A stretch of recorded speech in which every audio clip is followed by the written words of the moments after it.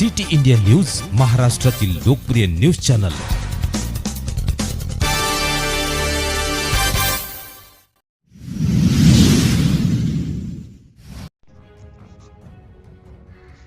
भारतीय स्त्री म्हणजे जिजाऊंचे मातृत्व, झाशीच्या राणीचे नेतृत्व आणि पुण्यश्लोक अहिल्यादेवींचे दातृत्व यांचा संगम आहे।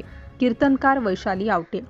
भारतीय स्त्री म्हणजे जिजाऊंचे मातृत्व, झाशीच्या राणीचे नेतृत्व आणि पुण्यश्लोक अहिल्यादेवींचे दातृत्व यांचा संगम आहे। हिवंसरा पाटील शिक्षण संकुलामध्ये महिला पालकांसाठी आयोजित श्रावणी शुक्रवार हळदी कुंकू समारंभाच्या व्यासपीठावरून कीर्तनकार वैशाली आवटे यांनी आपले मनोगत व्यक्त केले। राष्ट्र सेविका समितीमध्ये कार्यरत असणाऱ्या, नारदीय कीर्तनाच्या माध्यमातून समाज जागृती करणाऱ्या व शाळेचे माजी पालक असलेल्या वैशाली आवटे यांनी महिला पालकांना विविध उदाहरणांद्वारे स्त्री शक्तीची जाणीव करून दिली। यावेळी लोकमान्य टिळक माध्यमिक विभागाच्या मुख्याध्यापिका अश्विनी बाविस्कर, बाल विभाग प्रमुख आशा हुले, ज्येष्ठ शिक्षिका मंजुषा गोडसे, वीणा तांबे, सर्व सहकारी शिक्षक, बहुसंख्य महिला पालक उपस्थित होते।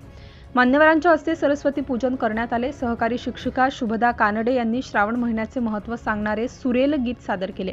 इयत्ता 5वीच्या विद्यार्थिनींनी हसरा लाजरा या गीतावर नृत्याविष्कार सादर केला। प्रमोदिनी बकरे यांनी श्रावणातील व्रत कैवल्यांचे महत्त्व सांगितले। प्रज्ञा फुलपगार यांनी गायलेल्या सत्य ही शिव है या सुरेल गीताने सर्वांना मंत्रमुग्ध केले। सहशिक्षिका योगिनी शिंदे यांनी प्रास्ताविक व मान्यवरांचा परिचय करून दिला। वीणा तांबे यांनी आभार मानले तर साक्षी कुरडे यांनी प्रभावी सूत्रसंचलनाने कार्यक्रम उत्तम रीतीने संपन्न केला। सिटी इंडिया न्यूजसाठी शिरूर तालुका प्रतिनिधी शकील मणियार।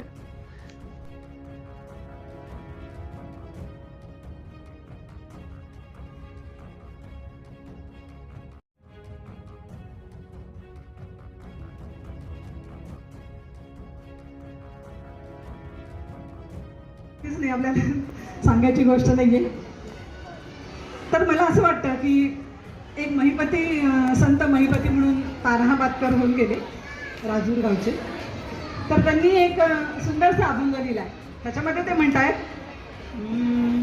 सत्वर सावध भावे मनुजा, सत्वर सावध भावे मनुजा, सत्वर सावध भावे, मागे धावत से अंतची हाय, मागे धावत से अंतची हाय, सत्वर सावध भावे मनुजा, सत्वर सावध भावे।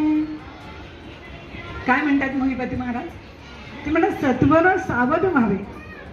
ह्या एकावरती आपल्याला खूप बोलता येईल। सत्वर म्हणजे लवकर आणि सावध व्हावं मनुजा म्हणजे आपल्या माणसांना उपदेश केलाय हा। बाकी प्राण्या पक्ष्यांना हा उपदेश केलेला नाहीये, कारण त्यांना आपल्या एवढी बुद्धी दिलेली नाही देवाने। पण आपल्याला जी बुद्धी दिली आहे त्याचा वापर करून आपण क्षणाक्षणाला सावधानता बाळगली पाहिजे, म्हणजे आत्ताचे जे अत्याचार होत आहेत त्याला आळा बसेल कुठेतरी।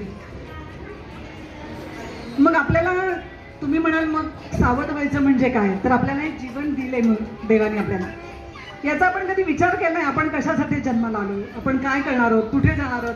का भगवंताने जन्माला घातलंय म्हणून जन्माला आलो खरं? मग आता भगवंत काहीतरी काम धंदा देईल तो करायचा, आपली वेळ झाली की निघून जायचं, असं करायचंय का आपल्याला? तर नाही। आपल्या मुलांना सक्षम बनवायचे, त्यांना वाढवायचे, त्याच्यात ताकद निर्माण करायची आणि अशी आपली पिढी निर्माण करून देशाच्या सेवेसाठी आपल्याला पाठवायची। त्यासाठी कुठेतरी सावधानता पाहिजे, प्रपंचामध्ये सावधानता पाहिजे, परमार्थामध्ये सावधानता पाहिजे। सावधान हा विषयच असा आहे की सगळीकडे सावधानता पाहिजे। मग आपल्याला सावध व्हायचे, आपल्याला जो हा मनुष्य देह दिला, किती योनीमध्ये फिरून आलाय माहितीये का बरं आपल्याला? माहिती असेल 84 योनी आपण म्हणतो, 84 योनी लक्ष आपण फिरून मनुष्य देहामध्ये आलो। तर त्याचं वर्णन एका श्लोककारांनी केले, तुम्हाला लिहायचं असेल तर लिहून घ्या। जलजानव लक्षाश्च दशलक्षाश्च पक्षिणः, कृमयो रुद्र लक्षाश्च विंशलक्षो गवादया, स्थावरा स्त्रिंसु लक्षाश्च चतुर्लक्षाश्च मानवाः, पापपुण्य समं कृत्वा नरयोनीषु जायते, असा हा श्लोक आहे. नरयोनीमध्ये आपण आलेलो आहोत, भगवंताने आपल्याला पाठवले. तर एवढे सगळे मागे लक्ष आपण फिरलोय आणि मग त्या 84 लक्षांमध्ये या मानवाच्या लक्षामध्ये फक्त 4 लक्ष मनुष्यगण आहेत. आणि मग असा जर आपण 84 लक्ष फिरून जर या योनीमध्ये जन्माला आलो आहोत तर या जन्माचा सार्थक नको का करायला आपण?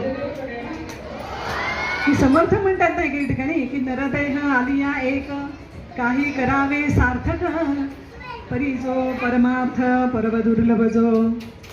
हा परमार्थ जो आपल्याला बघायचा आहे तो अतिशय दुर्लभ आहे. दुर्लभ 3 गोष्टी सांगितल्यात: मनुष्यत्व, मुमुक्षत्व. मग मनुष्यत्व जर दुर्लभ असेल तर हा दुर्लभ असलेला आपल्याला देह मिळाला आहे तर त्याचं केव्हाही आपल्याला सार्थक करायला पाहिजे. आणि हे सार्थक कशात आहे तर ते आजच्या मातृरूपेण संस्थितामध्ये आहे. आपण मातृशक्तीला नमस्कार करतो आणि म्हणून असं हे मातृशक्तीचं रूप आपण आज अनुभवतो आहे.